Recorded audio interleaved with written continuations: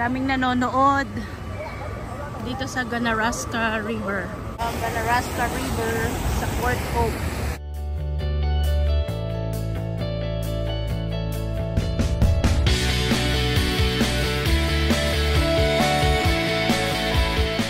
Bababa tayo doon.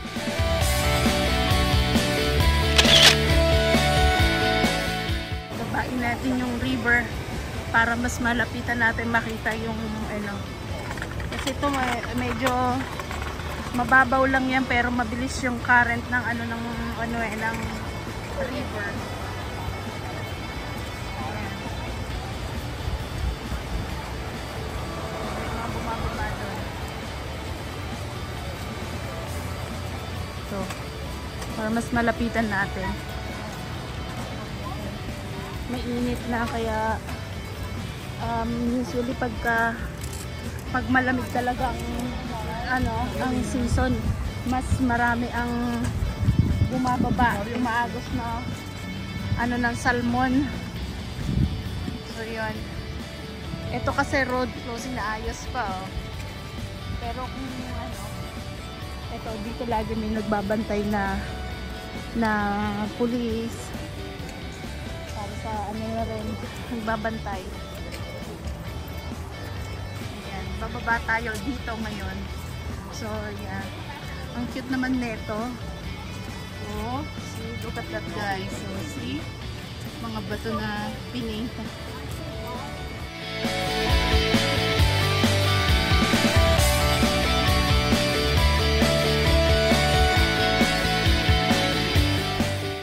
Bantay.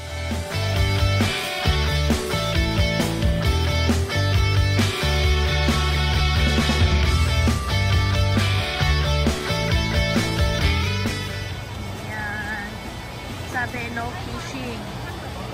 No fishing allowed. So from September 1st to October 14. Kasi nga mga salmon, they lay eggs right now. Nung nagpunta muna dito. So yun, nakikita nyo. Nakakaina-ina nyo.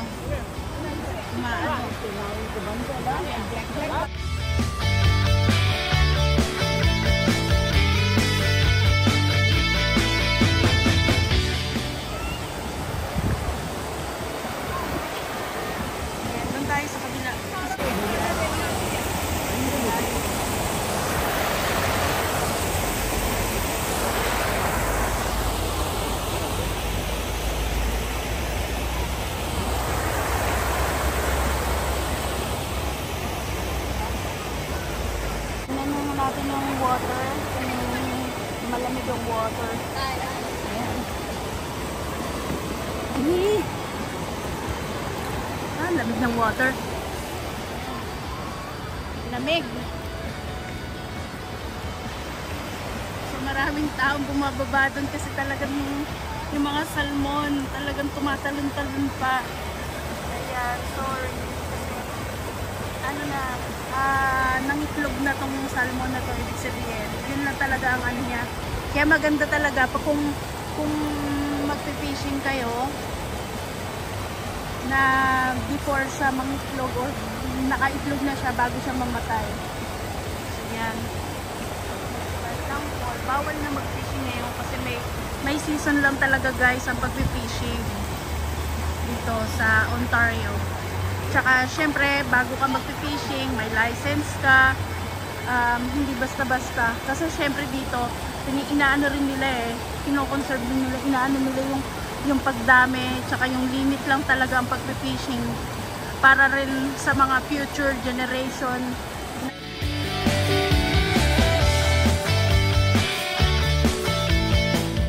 Punta tayo banda doon, nandun na sila, medyo mabagal ako.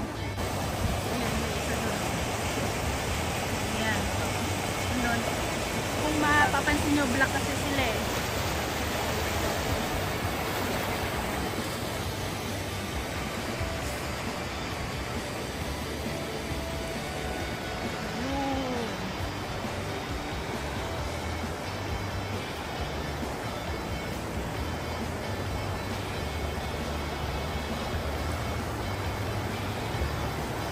Nasa gitna sila ng ilog.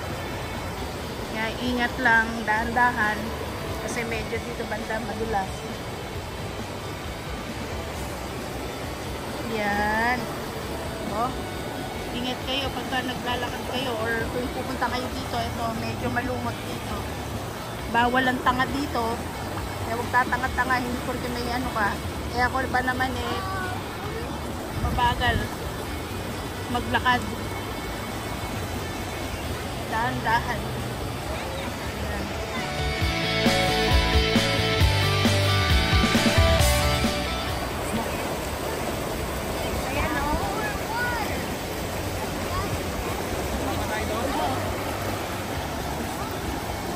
Punta na tayo doon. Siyempre, let's go!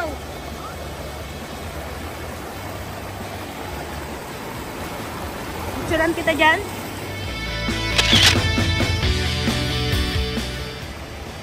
Yan. Punta pa kami banda doon para makasyalan tayo.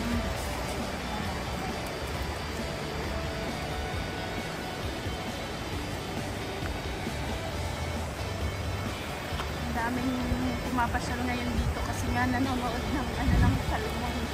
Sobrang dami. Medyo malansa. Kasi nga yung mga yun o.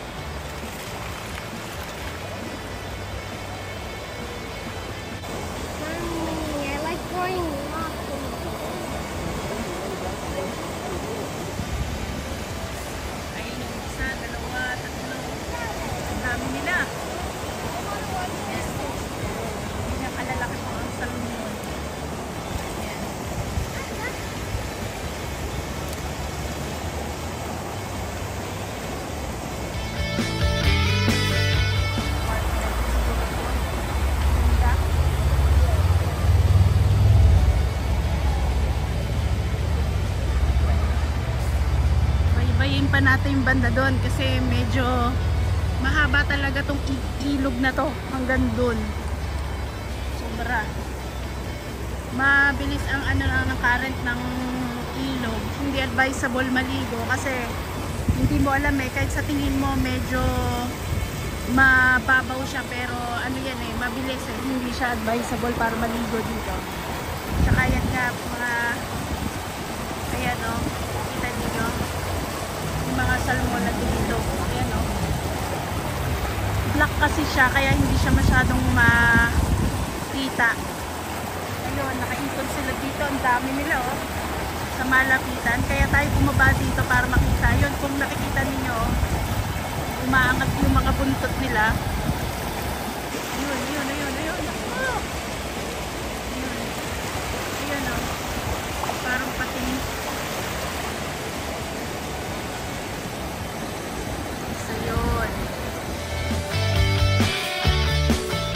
Kaya yan, running river. So, kita ko sa inyo hanggang doon, pupunta po tayo. Ayan, kita niyo yan, river.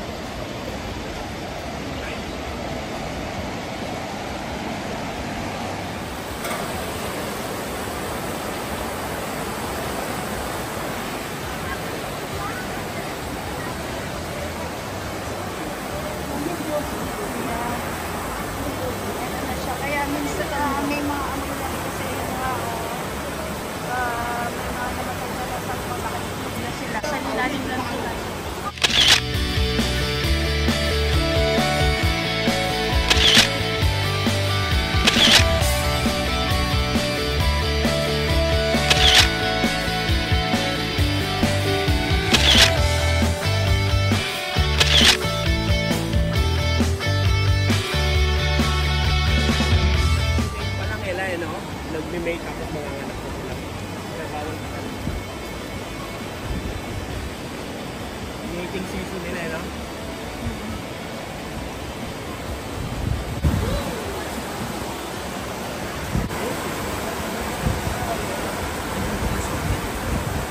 mga ano, yung mga itlog na They hide their eggs on the ground.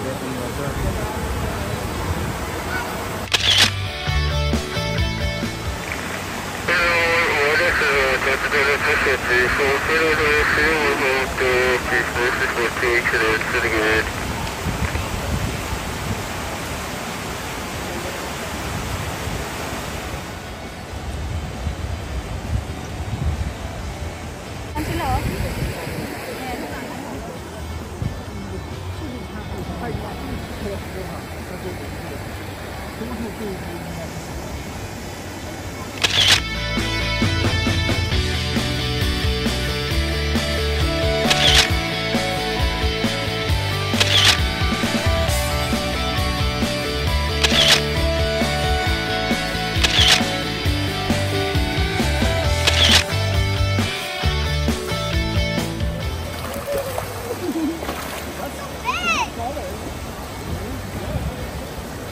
Nasa ano na nga ng kulay eh.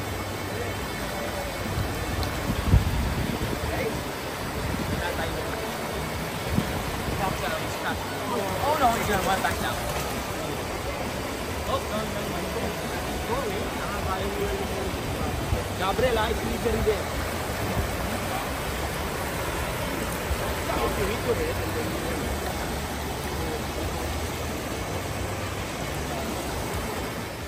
So yan. Kita nyo medyo malamig na. Nag-change na ng color ang mga trees.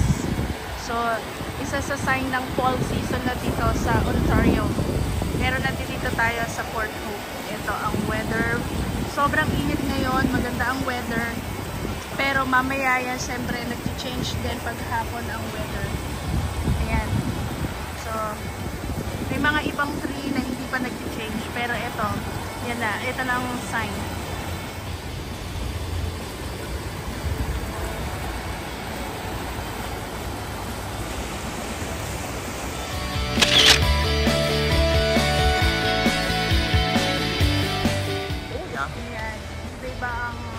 Salmon. So yung nakikita natin right now dyan sa ilo is rainbow trout. Yan yung mas madalas nating nakikita. Salmon. Pero etong salmon na to, Atlantic salmon yan. Yan.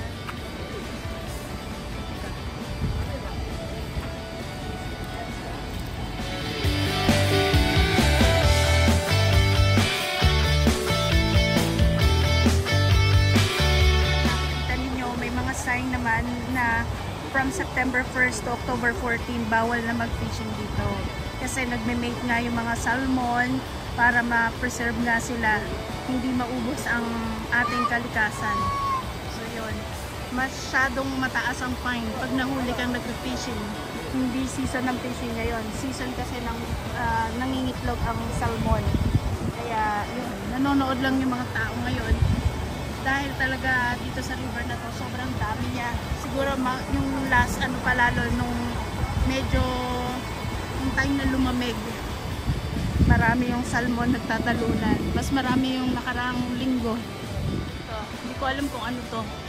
Pero siguro apartment. Doon sa kabila for sure apartment siya. Yan. Yan.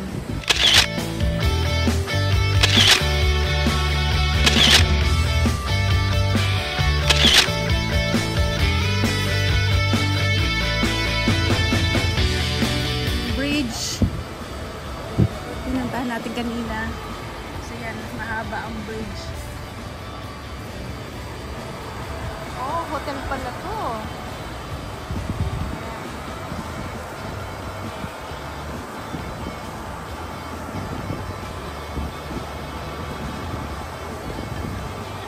Ayan, ha? Kaya mga kapwa ko, ano, no fishing. Kaya mga, ano, no fishing. Okay? Nire-reserve nila. Reserve, nire-reserve. Okay?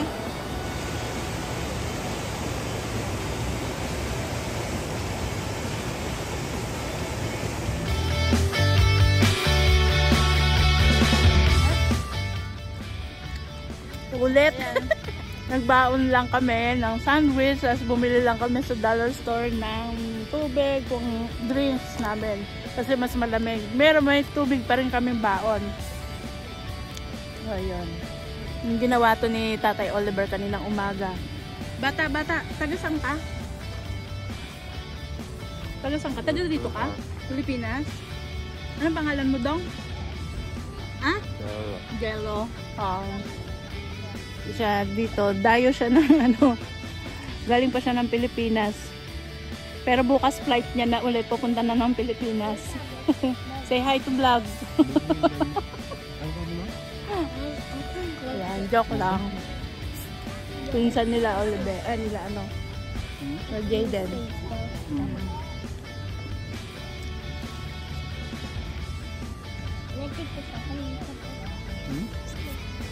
Na ano ka, nadumihan yung... Yeah.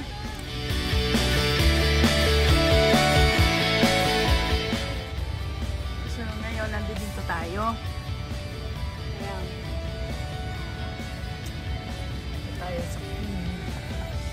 Ito yung mapa ng kabuuan ng Port Hope.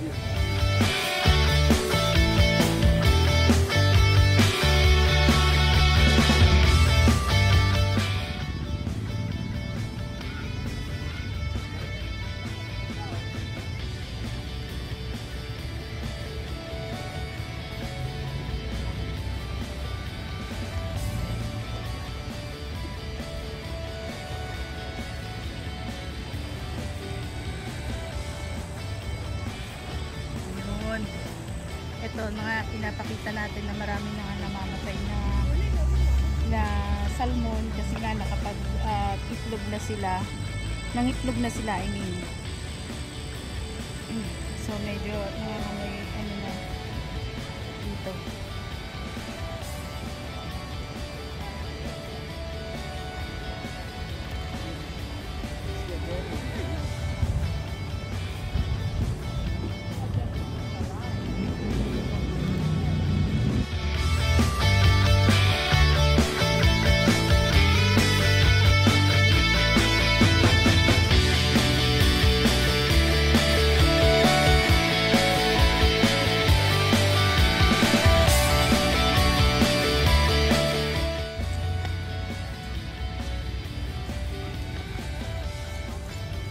Yan, punta tayo dito sa may bridge.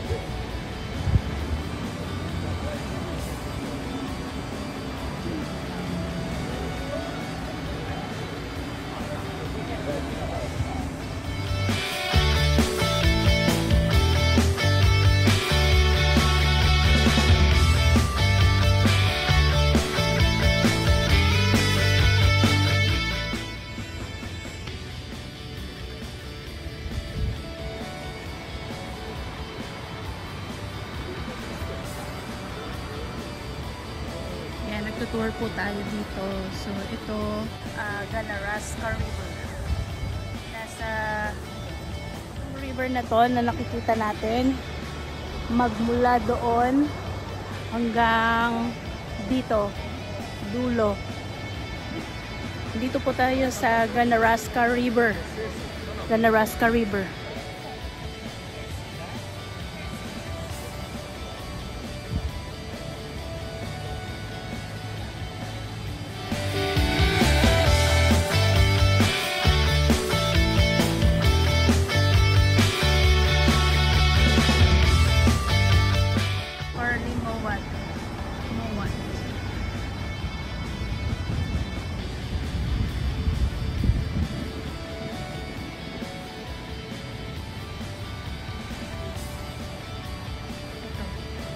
Tingnan pa natin yung isang about sa river ng Ganaraska. Ganaraska River.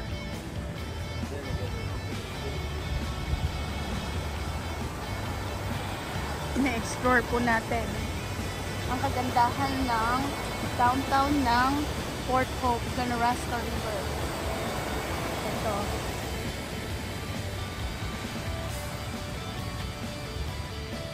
So si Farley Mowat pinanganak noong May 12, 1921. Siya is isa sa na-recognize as one of Canada's literary lions and fervent champion of environmental issues. So nakagraduate siya sa University of Toronto.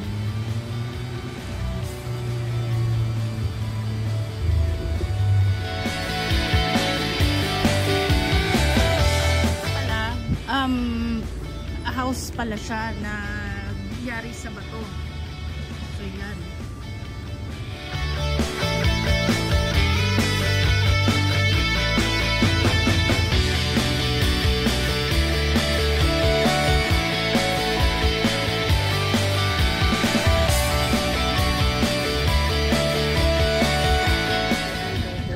Sa bridge. Kita ninyo?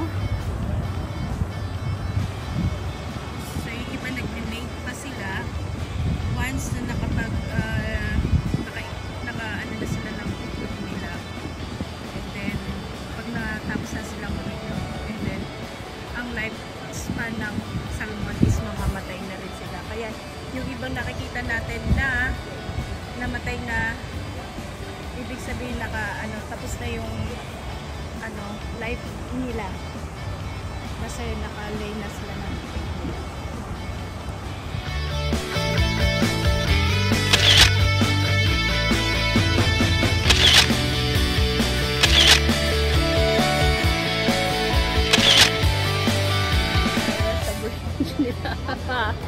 Kaya nanonood tayo ng mga tumatalon-talon na salmon. So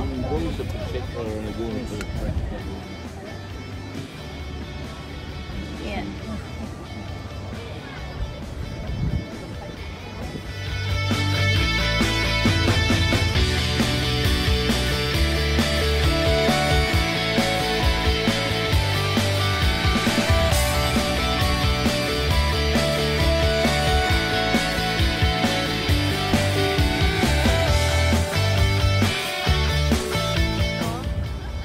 Trout, nagmamigrate sila dito sa Lake Ontario na nandito sa Ganaraska River. So every year yon, from March hanggang early May or October until mid ng December. So itong mga fish na to, which is the trout, meron silang bigat na 2 pounds up to 20 pounds. So ang kanilang span of yung life expectancy of ng trout is 8 to 10 years. Yun. So 4 to 6 times ang life ng rainbow trout. So ang salmon, so ito mayroon silang dalawang klase na nagma-migrate sila. Salmon. Ito.